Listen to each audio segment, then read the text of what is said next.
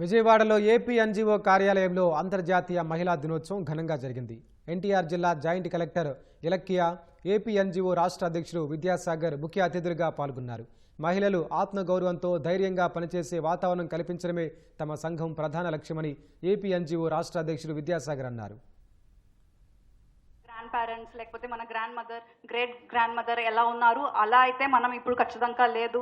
అప్పుడు ఎడ్యుకేషన్ కూడా లేదు, విమెన్కి ఓటింగ్ రైట్స్ కూడా లేదు. కానీ ఇప్పుడు మనకి అన్నీ ఉన్నాయి. ఇప్పుడు విమెన్ ఎంపవర్మెంట్ అంటే ఏంటి, ఫెమినిజం అంటే ఏంటి, మెన్కి ఉన్న అన్నీ కూడా మనకి కూడా ఈక్వల్గా తొక్కాలి. అంతే, మనకి ఈక్వల్గా ఉంటే మనం అది యూజ్ చేసుకొని మనం ముందుకు రావాలి.